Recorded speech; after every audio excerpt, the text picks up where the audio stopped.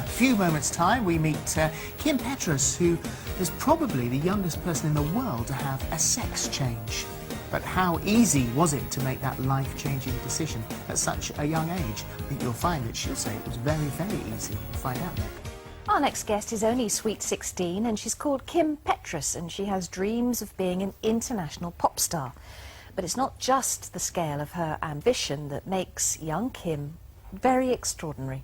Well, Kim was born Tim and is believed to be the youngest person in the world to have had a sex change, and she joins us now, and it's lovely to have you here. Thank you very much indeed. Welcome. Thank you for having me. So you were born in 1992 in Cologne, in Germany. Right. And we've met a number of people who've been in a sort of similar position, who've sat where you're sitting, and all have said from the word go, there was no question that they knew precisely what they were. They were trapped in the wrong body. It's right. I always knew it. You know, when I was a little kid, I was always wanting pink dresses, Barbie, everything. So, you know, I've never really lived as a boy. I've always wanted to live as a girl, so I really knew exactly who I was.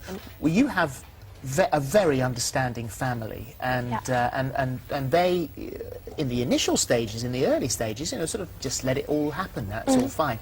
And then you get to the stage where, as you get a little bit older, someone has to say to you, when you were Tim, you are a boy. How did that make you feel? You know, this always made me feel really bad because I always wished to be like a normal girl. But I really had luck that my parents accepted me as a girl. So I didn't get to hear that as often. And when you were little, I'm sure that your parents thought, oh, well, you know, we don't mind, you can play along with this, Tim, but you will change as you get older. I remember my little son, he was pregnant for the whole 9 months that I was pregnant with Grace. He was telling everybody about the baby in his tummy. And I thought, well, there's no point in me saying, no, you can't be, because it's pointless. And when the baby was born, he forgot all about it. But you didn't forget all about it, and that's the point here. And when you got to be 4 or 5 years old and you get to school, you can't go in a dress. You have to go as Tim. And even as a little child, well, how complicated was that for you? How difficult? This was really complicated for me. I always wanted to wear all the dresses for my sister, and my parents told me to go to school in boys' clothes. So this was really hell for me because I love fashion always, and then I had to go in like those ugly boys' clothes, and that was really not fun. But even in elementary school, I had female friends, and I always, under my jacket or something, I always tried to wear a dress or a top or anything. Something girly underneath. And then when you got to the bigger school and you're 9, 10 years old, the bullying starts because you're a young man, but with long blonde hair and girly ways. That's right. They always wondered why my name was Tim and I looked like a girl. So, and you know, there's so many people who don't understand this and who just like to say mean things to you. And so this happened every day, and I really tried to ignore it. And when was that horror when, I mean, anybody going through puberty suddenly realises, oh gosh, everything about me is changing, but changing for you in the wrong way. You're suddenly thinking, oh, I'm going to grow a beard and my voice is going to go low. That's right. Every day I woke up and I was scared to have a lower voice or suddenly have a beard or anything, Adam's apple or something. So I was really so happy when I got the hormones and I didn't have to think about that anymore. Well, everything done very young and in a very understanding way. You're, as we've said, you know, your parents went along with you on this extraordinary adventure of discovery, and also the medical profession too were prepared to listen to you once they'd been convinced.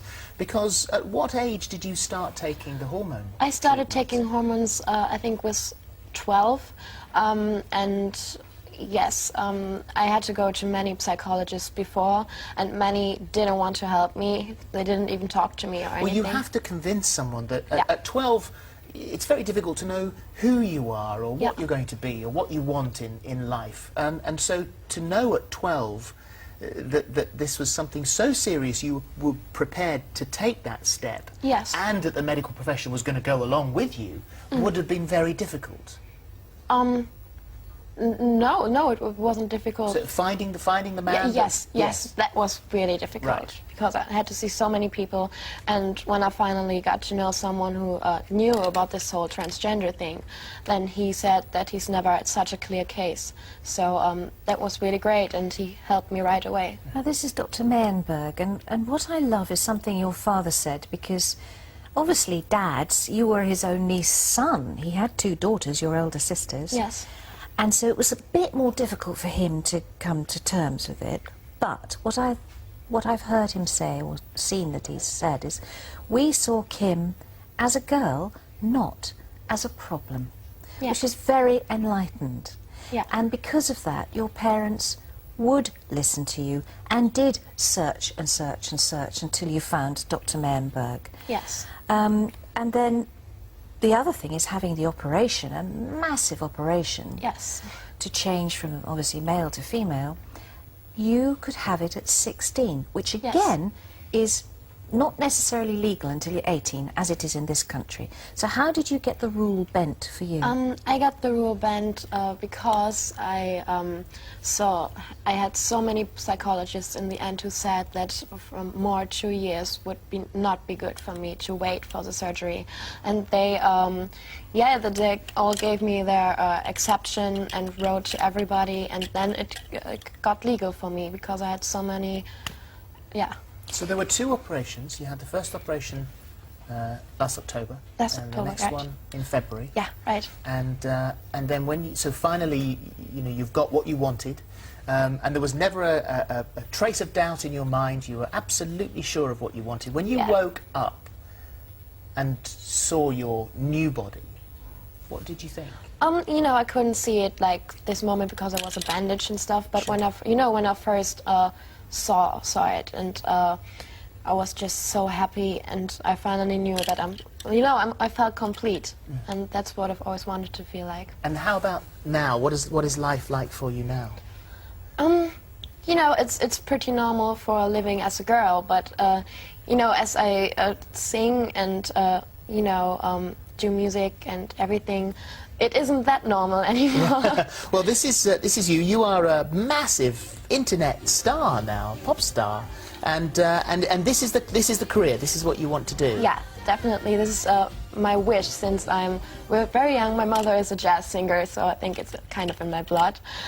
And do you have you got sort of albums and things that I've only got the single "Die for You" out, which you played just before. Yeah, and hopefully that will lead on to yeah, bigger of things. course. I'm writing songs right now.